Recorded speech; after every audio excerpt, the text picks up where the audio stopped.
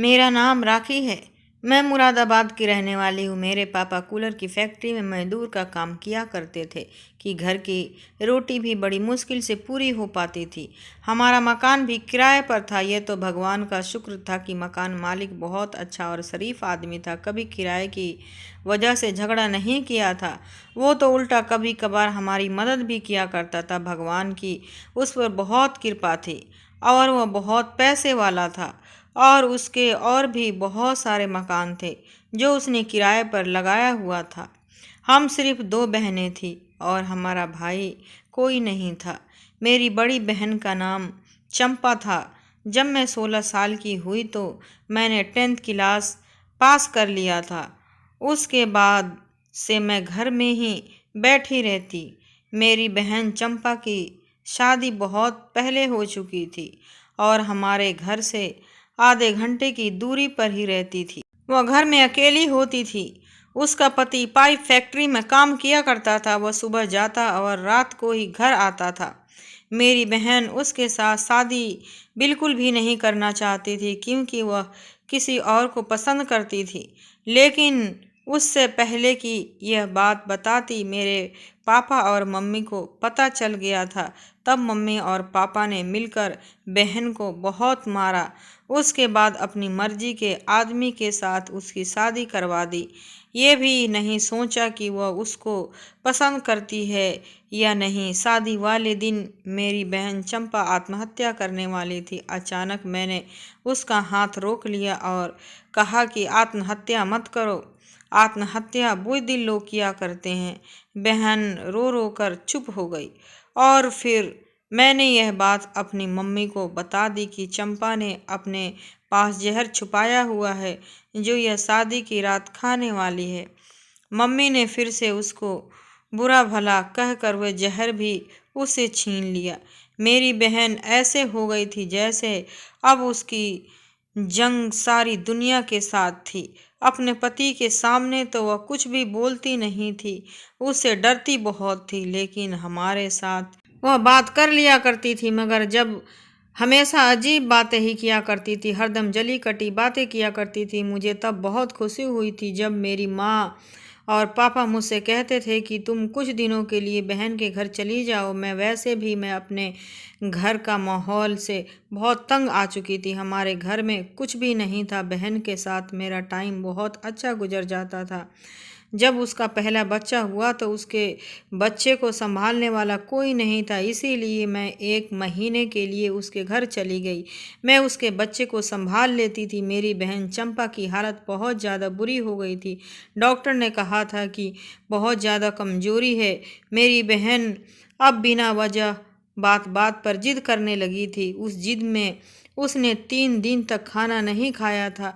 जब उसे लगता था कि मैं भूख से मरने वाली हूँ तो फिर खाना खा लेती थी और वह कुछ भी अजीब हरकतें करती रहती थी। वो अपने पति को खुद ही नुकसान करती थी और फिर कहती थी कि मैंने तो यह नहीं किया और उसके लिए वह कसम भी उठा लेती थी। उसे किसी बात का डर नहीं था। वह कहती थी कि जो मेरे साथ होना था वो तो हो चुका, अब मुझे किसी बात का डर नहीं रही।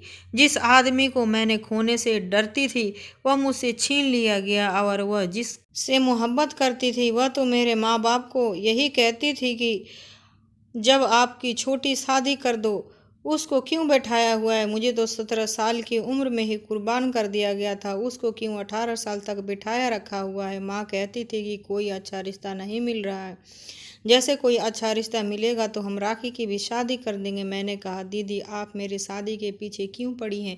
मैंने आपकी हालात देखी है, मुझे शादी नहीं करनी है। तब चंपा दीदी मुझसे कहती कि तुम तो फांसो, मैं भी उनकी बेटी थी, तुम भी उनकी बेटी हो। क्या मुझे उन्होंने कीचड़ से उठाया था जो इतनी जल्दी और बिना छानबीन किए मेरी शादी कर दी और तुम्हारी बारी पर वह अच्छे रिश्ते की तलाश में है। मेरी बहन किसी को बुरा नहीं सोचती थी लेकिन उसकी ज़ुबान बहुत तीखी थी।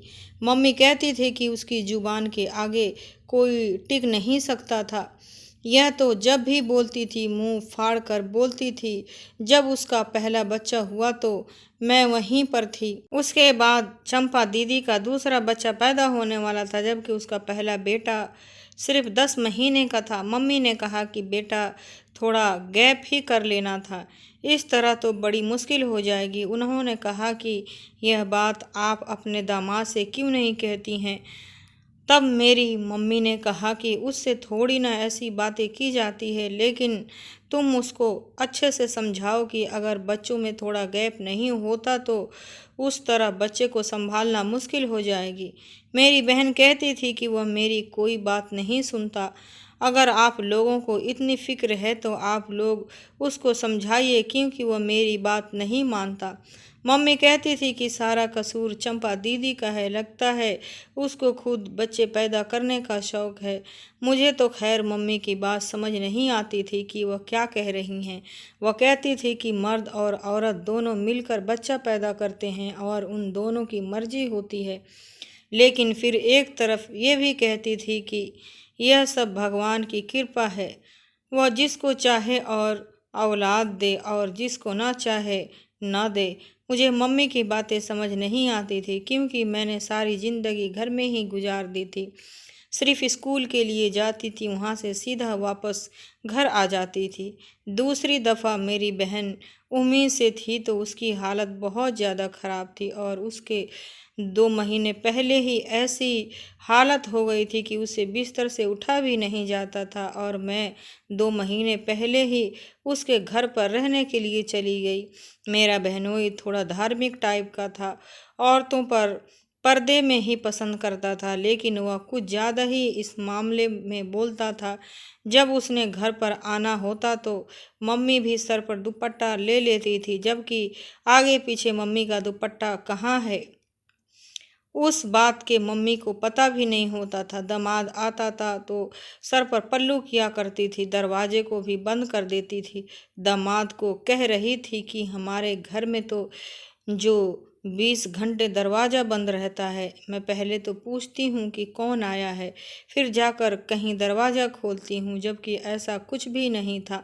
हमारे घर में जो भी चाहे मुंह उठाकर आ जाता था, बल्कि मेरी मम्मी के तो ऐसी ही औरत के साथ भी दोस्ती थी जिसको पूरा मोहल्ला अच्छा नहीं समझता था, फिर भी उसके साथ मम्मी ने दोस्ती लगा रखी थी। और पापा को भी इस बात पर एतराज़ था, लेकिन क्योंकि मम्मी कहती थी कि मेरी एक लौती दोस्त है, उसको तो छोड़ दो। और मम्मी अपने दामाद के सामने तो उस औरत के नाम ही नहीं लेती थी। एक दफ़ा ऐसा हुआ कि दामाद साहब बैठे थे तो वही औरत ऊपर से आ गई। मम्मी घबरा गई और उस औरत से कहा कि हमारे घर में कुछ नहीं है, आज हमने खाने में कुछ नहीं बनाया है, तुम किसी दूसरे से घर से मांगो। वह भी हैरान रह गई और चुप होकर चली गई। बाद में मम्मी उस औरत से माफ़ी मांग लेती थी कि बेटी के ससुराल में मसला है ना, अब ऐसा करना पड़ता है, क्या करूं।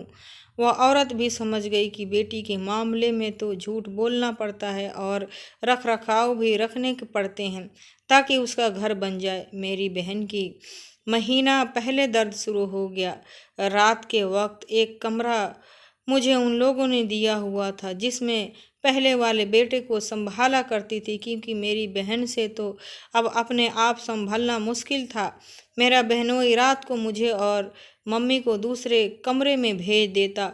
आधी रात को अचानक से मुझे चीखने चिल्लाने की आवाज़ें आने लगी। पता चला कि दर्द शुरू हो गया है। तब मैंने मम्मी को भी बुलाया और वह उसे डॉक्टर के पास ले गई। इस दफ़ा मेरी बहन ने फिर से एक बेटा पैदा किया था, लेकिन मेरी बहन की हालत बहुत बुरी थी। डॉक्टर ने यहाँ तक भी कह दिया था कि बच्चे को बचाया जाए कि माँ को। तो सब ने कहा कि माँ को बचाइए, लेकिन फिर एंड टाइम पर कर्म हो गया और दोनों बच्चे बच गए। भगवान की कृपा की मेरी बहन बची थी। प्रार्थनाएं करके बुरा हाल हो गया था मेरी बहन का। हर बार ऑपरेशन से ही बच्चा पैदा होता था, कभी नॉर्मल डिलीवरी आज तक नहीं हुई थी।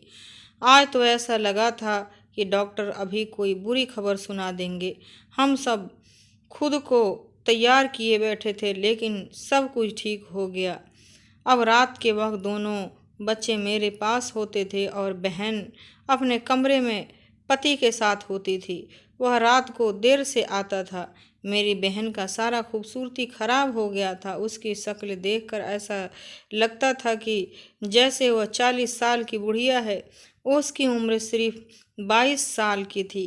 बच्चे पैदा करने की वजह से यह सब हुआ था या फिर टेंशन लेने की वजह से, हमें नहीं पता था।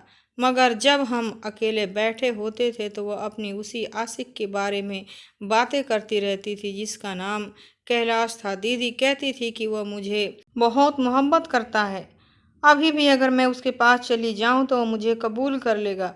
उसने अभी तक शादी नहीं की है। मैंने कहा, तुम्हें कैसे पता उसके बारे में? तुम उसकी खबर कैसे रखती हो? उसने कहा कि कैलाश ने मुझसे वादा किया था कि वह मेरे अलावा किसी और से शादी नहीं करेगा। मैंने कहा कि अगर तुम्हारे पति को पता चल गया तो फिर क्या होगा? कहने लगी कि ज़्यादा से ज़्यादा क्या होगा, मुझ पर हाथ उठाएगा, मार डालेगा, कोई परवाह नहीं है, मुझे ये तो पहले भी मारता रहता है। मैंने कहा कि जीजा तुम पर हाथ क्यों उठाते हैं? अचानक मेरी बहन ने अपनी बात से मुकर गई और बोली कि बस मैंने गुस्से में कह दिया था। इतना तो मुझे भी पता था कि मेरे बहनोई मारते नहीं थे, क्योंकि औरत की बहुत इज्जत किया करते थे और औरत पर हाथ उठाना अच्छी बात नहीं समझते थे और कमज़ोरी होती है और कमज़ोर ऊपर हाथ उठाना बदजुल्मी और बददिली होता है। एक दिन रात हुई तो दोनों बच्चे मेरे पास थे। अब दोनों छोटे बच्चे के साथ कौन सा सोता है? पहला बेटा तो फिर भी सो गया, लेकिन छोटा बच्चा मुझे बहुत तंग कर रहा था जिसकी वजह से मुझे भी नींद नहीं आ रही थी। थोड़ी देर बाद बहन के कमरे से मुझे तू तू मैं की आवाज़ें आने लगी थी। मैं समझ गई कि क्या हो रहा है।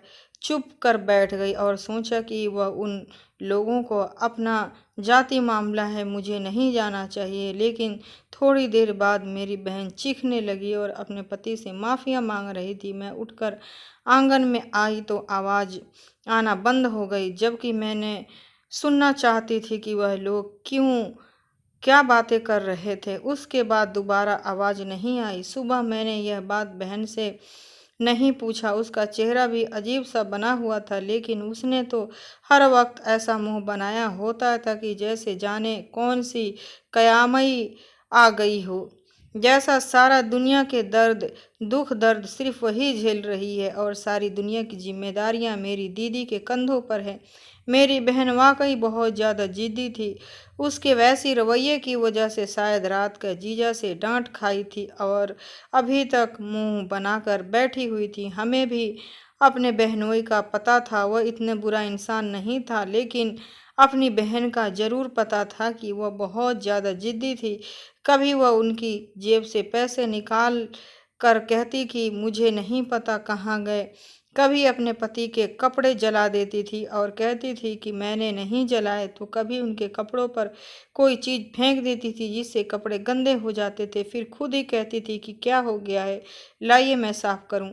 और कपड़े धोने में इतनी देर लगाती थी कि जहां उन्होंने जाना होता है वहां से उनको देर हो जाती थी। शायद औरत का बदला लेने का यही तरीका होता है। जबकि कहा जाता है कि पढ़ी लिखी और नेक औरत अपने नस्लें संवारती है, इस बात में कोई शक नहीं है। इसी तरह औरत के अंदर अगर आप इंतकाम भी भर देते वह फिर नस्लें बर्बाद कर सकती है। और मेरी बहन भी ऐसे ही इंतकाम में थी, क्योंकि उसके अंदर इंतकाम भरा हुआ था, मम्मी पापा और अपने पति से, यहाँ तक कि मुझसे भी उसे शिकवा थी। वह मुझे कहती थी कि राखी, शादी के दिन तुमने क्यों सबको बताया था कि मैं आत्महत्या करने वाली हूँ? अगर मैं मर जाती तो मेरी जान छूट जाती। तुम कर लेती इस आदमी से शादी, माँ बाप की इज्जत बचा लेती थी। फिर इस तरह बचाती, मुझे क्यों मरने से रोका था तुमने? मुझे जहरीला करवा कर दिया। मेरी बहन कभी भी बहुत अजीब बातें करती थी, समझ नहीं आता था कि वह क्या कहती है। अगली रात फिर मेरी बहन के कमरे से अजीबोगरीब किस्म की आवाज़ आने लगी। अब तो मैं उठकर आंगन में आ गई और जब आवाज़ों के गौर से सुना तो वह कुछ इस तरह की आवाज़ें, क्योंकि वह कह रही थी कि मुझे छोड़ दो, मुझे भगवान के लिए छोड़ दो, ऐसा मत करो, ऐसा मत करो। मैं मर जाऊंगी। मैं हैरान हो गई थी। क्या हो रहा है? मेरा बहनोई मेरी बहन के साथ कोई झगड़ा नहीं कर रहा था, ना ही उसे डांट रहा था। मेरी बहन खुद ही सब कुछ बोल रही थी। मुझे नहीं पता था कि क्या हो रहा है। लेकिन अगले दिन मेरी बहन की तबीयत बहुत ज़्यादा ख़राब हो गई। उसने कहा कि चलो डॉक्टर के पास चलते हैं, बच्चों के मम्मी के पास छोड़ दो। और उसे मैं डॉक्टर के पास ले गई। डॉक्टर ने चेकअप किया और कहा कि एक तो तुम्हारे बच्चे में गैप बहुत ही कमी है, ऊपर से अभी अभी तुम्हारा बच्चा पैदा हुआ है। तुम्हें शर्म नहीं आती? मैंने पहले भी तुम्हें कहा था कि इस तरह का कोई काम नहीं करना। अपने पति को मना नहीं कर सकती थी क्या? मुझे डॉक्टर की बातें समझ नहीं आ रही थी। मेरी बहन डॉक्टर को भी यही कह रही थी कि हाँ ठीक है, मेरी गलती है। डॉक्टर ने फिर उसे न जाने क्या कहा, लेकिन जब मैं वहाँ पर नहीं थी तो उसके पीछे बहुत सी बातें हुई, क्योंकि मैं नीचे दवाई लेने आ गई थी। उसके बाद मेरी बहन ने मैंने पूछा कि डॉक्टर ने क्या कहा, लेकिन उसने मुझे कुछ नहीं बताया। मेरी बहन का पहला बेटा 1 साल का था और दूसरा बेटा 3 महीने का था, और फिर अचानक मेरी बहन को ये खबर सुनाई दी कि फिर से प्रेग्नेंट है। उसका उस दफ़ा तो हम सब ने अपना सर पकड़ लिया। हमने कहा कि पागल तो नहीं हो गई है, दिमाग तो नहीं खराब हो गया है तुम्हारा? लेकिन वह जवाब नहीं देती थी, चुप कर बैठी रहती थी। ऐसा लगता था कि उसने खुदकशी करने का यही तरीका नया निकाला है, क्योंकि बच्चा पैदा करने से औरतों की सारी सेहत और ज़िंदगी दांव पर लग जाती थी। 9 महीने में कुछ भी हो सकता है और फिर आखिरी वक्त में कुछ न कुछ हो ही जाता। बहुत सारी औरतें हैं जो बच्चा पैदा करते हुए मर जाती हैं। पिछले दफ़ा भी तो डॉक्टर ने यही कहा कि बच्चों को बचाना है या माँ को, लेकिन किस्मत अच्छी थी और हम सब की प्रार्थनाओं से दोनों बच्चे बच गए थे। मगर इस दफ़ा तो मुझे लग रहा था कि उसका पति भी उसको मारना चाहता है और वह खुद भी मरना चाहती थी। जब भी बच्चे की खबर सुनाई देती थी तो मेरी बहनोई का रवैया बहुत अच्छा हो जाता था। वह तो बहुत खुश हो जाता था, भगवान की कृपा है, बाकी सब अच्छा गुजरेगा। मर्दों को क्या पता होता है कि उनको तो बच्चा पकड़ा दिया जाता तो बेटा या बेटी पैदा हुई है, या ये नहीं सोचते कि कितनी मुश्किल से यह दिन आता है। मम्मी ने बड़ा समझाया और मगर दीदी को किसी की परवाह नहीं थी। मम्मी ने कहा कि चंपा बेटी अपने बच्चों की परवाह कर ले। अगर माँ मर जाई तो बच्चे बेसहारा हो जाते हैं। चाहे कोई कितने भी अच्छी नानी दादी हो, बुआ हो, अपी हो, लेकिन एक माँ की तरह बच्चे को कोई नहीं संभालता जिस तरह एक माँ अपने बच्चों को संभालती है। क्यों अपनी ज़िंदगी की दुश्मन बन गई हो? तुम्हारा हर बार ऑपरेशन से बच्चा पैदा होता है और तुम 22 साल की उम्र में 3 बच्चों की माँ हो चुकी हो, और अगर अब तुम्हें कुछ हो गया तो हम क्या करेंगे? अब दीदी ने डॉक्टर के पास ले गए, जिसके पास पहले भी ले जाते थे, तो उसने कैसे लेने से मना कर दिया। उसने कहा कि इस दफ़ा उसका केस नहीं लूँगी, क्योंकि यह मरने वाली है। उसकी हालात देखे, उसका खून सिर्फ 6 यूनिट है और यही चली बच्चा पैदा करने। जिसे भी उसके साथ यह सब कुछ किया है वो भी उसको जान से मारना चाहता है। मेरी बहन चुप बैठी थी।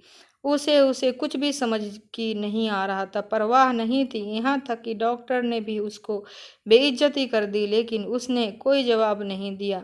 हमने डॉक्टर से कहा कि अगर उस प्रेगनेंसी को ख़त्म कर दिया जाए, तो डॉक्टर ने कहा कि उसके लिए भी बहुत देर हो गई है, इस तरह ये तो पक्का मर जाएगी। डॉक्टर ने केस नहीं लिया, लेकिन उसने कहा कि आप जो होना था वह हो गया। आप लोग सिर्फ प्रार्थना करें उसकी ज़िंदगी के लिए, उसकी ज़िंदगी बच जाएगी, वरना तो फिर उसको कोई भी नहीं बचा सकता है। किसी और डॉक्टर के पास ले गए। उस डॉक्टर ने कहा कि मुझे अपना रिकॉर्ड ख़राब नहीं करना है। अगर मेरे हाथों में उसकी जान निकल गई तो मेरे लिए मुश्किल बन जाएगी, क्योंकि मुझे अपना करियर शुरू किए हुए कम ही दिन हुए हैं। मैं ऐसा नहीं करती, ऐसा केस लेना नहीं चाहती जिससे मरीज खुद अपनी ज़िंदगी दुश्मन बना करता है। डॉक्टर की बात बिल्कुल ठीक थी, मरते तो सब अपने टाइम पर ही हैं, जिसका टाइम पूरा हो जाता है वही मरता है। लेकिन डॉक्टर के ऊपर यह धब्बा लग जाता है कि उसके हाथों में इतनी औरतें मरी हैं, फिर उसके बाद उसके मरीज कम होना शुरू हो जाते हैं। इसीलिए हम किसी और डॉक्टर के पास चले गए और उसको यह नहीं बताया कि उससे पहले 2 बच्चे हैं। तब जाकर उसने उस केस को लिया।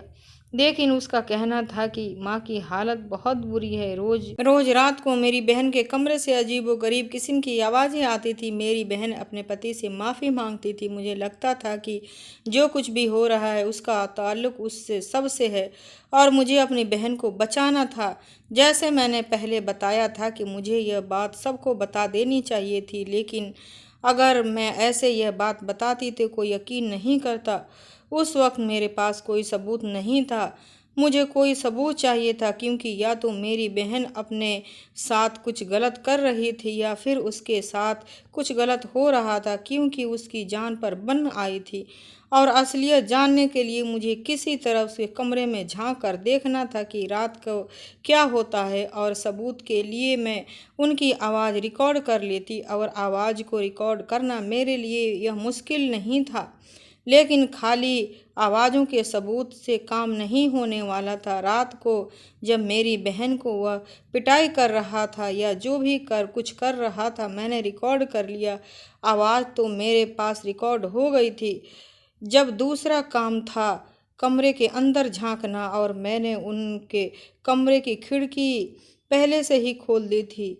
खिड़की को सिर्फ अंदर ही खुली जा सकती थी और सफाई करने के बहाने मैंने खिड़की खोल दिया था। जब मैं बाहर से उस खिड़की पर आराम से खोल सकती थी और जिससे आवाज़ भी न आती। बच्चे भी दोनों सो रहे थे, लेकिन मुझे बहुत ज़्यादा डर लग रहा था। और फिर जब मैंने अंदर झांक कर देखा तो मेरे कदमों तले से ज़मीन निकल गई। मेरी इतनी बहादुर बहन जो सारे ज़माने के खिलाफ खड़ी थी और किसी से डरती नहीं थी, उस आदमी से क्यों डरती थी? आज मुझे समझ आ गया था कि वह इंसान नहीं जानवर था। वह तो मेरी बहन पर बहुत ज़्यादा जुल्म कर रहा था। मुझे इतना बुरा महसूस हुआ कि मैं वहीं पर बेहोश हो गई। सुबह आँख खुली तो मम्मी पापा सबको इकट्ठा किया और वीडियो भी मैंने थोड़ी सी बना ली थी, लेकिन वीडियो किसी को भी दिखाने के काबिल नहीं थी। मम्मी के वीडियो दिखाई तो वो भी हैरान रह गई और बहन पर गुस्सा होने लगी कि उसने पहले क्यों नहीं बताया। और उसका पति जो बड़ी धार्मिक बना फिरता था, वह तो इंसान कहलाने के लायक नहीं था। मेरा बहनोई मेरी बहन के साथ ऐसा सलूक करता था जैसे वह उसकी बीवी नहीं बल्कि खरीदी हुई कोई औरत हो। जानबूझकर उससे बच्चे पैदा करवाता था। कहता था कि तुम मुझसे 7 बेटे चाहिए, मैं खानदान में अपना नाम पैदा करना चाहता हूँ। यह भी कहता था कि अगर बच्चे को मारने के लिए कोई गोली खाई या कुछ किया तो तेरे दोनों बच्चों को खुद मार दूंगा और तुझे भी मार दूंगा। मेरी बहन बच्चों के खातिर यह सब कुछ बर्दाश्त कर रही थी। उसने मम्मी को सब कुछ बता दिया। उन्होंने कहा कि अब तो पानी सर के ऊपर से जा चुका है। दीदी ने सब कुछ हमें बता दिया। हमारी बेटी कोई जानवर नहीं है जो हमने उसके हवाले कर दी और यह सब उसके साथ कुछ भी सलूक करे। हम अपनी बहन की बहाने से घर बुलाए और उसके बाद उसे वापस भेजने से मना कर दिया और हमने उसे तलाक का पेपर भेज दिया। मेरी बहन ने जाकर अदालत में कह दिया कि मैंने उस आदमी के साथ नहीं रहना। अब तो कुछ भी नहीं हो सकता था। अदालत का फैसला मेरी बहन के हक में हो गया था। मेरा बहनोई गुस्से में पागल हो रहा था। तभी उसने तो अदालत में ही हंगामा शुरू कर दी और जज साहब ने उसे उसी वक्त 3 साल की सज़ा दे दी। जब मेरी बहन का तीसरा दफ़ा ऑपरेशन हुआ तो उसकी जान से बच गई, लेकिन डॉक्टर ने उसके बच्चे को नहीं बचा सकते थे। वह वक्त हमारे लिए बहुत मुश्किल था। इसी तरह रोते रोते हमारे 2 साल गुजर गए हैं। हम लोगों ने वह मोहल्ला भी छोड़ दिया था। हम नहीं चाहते थे कि कोई मेरी दीदी की बदनामी करे। एक दिन वही लड़का हमारे घर रिश्ता मांगने आया जिसके साथ मेरी बहन शादी करना चाहती थी और घर वालों ने मना कर दिया था, लेकिन आज उसका हमारे घर में मेरी बहन का रिश्ता मांगना ऐसा ही था जैसे वह हमारी बहुत बड़ी मुश्किल हल करने आया हो, क्योंकि 22 साल की उम्र में ही मेरी बहन घर वापसी आ गई थी। मम्मी पापा ने फौरन हाँ कर दी और उन दोनों की कोर्ट मैरिज शादी करवा दी। उसने कहा कि मैं दोनों बच्चों को भी रखूँगा और आपकी बेटी का भी पूरा ख्याल रखूँगा। ऐसा ही होता है मोहब्बत दुनिया में, जहाँ मेरे बहनोई जैसे जानवर लोग होते हैं वहाँ कैलाश जैसे अच्छे लोग भी होते हैं। लेकिन हर माँ बाप को चाहिए कि बेटी की शादी करते वक्त यह देखें कि इंसान कैसा है, ये मत देखें कि किसके पास पैसे हैं या नहीं हैं, क्योंकि पैसे तो आने वाली चीज़ है लेकिन अच्छे इंसान से भरी हुई कोई चीज़ नहीं होती। आज मेरी बहन अपने घर में खुश है और मेरी शादी भी हो गई है। मेरे माँ बाप बूढ़े हो गए हैं मगर अब हमारी ज़िंदगी में सुकून ही सुकून है और मेरे यहाँ भी 2 बच्चे हो गए हैं और मेरा पति भी बहुत अच्छा और नेक है और मेरे माँ बाप ने मेरे पसंद का पति ढूंढा जिससे मैंने कहा उसी से ही शादी कर दी। अच्छे इंसान की ज़रूरत होती है, पैसों की नहीं।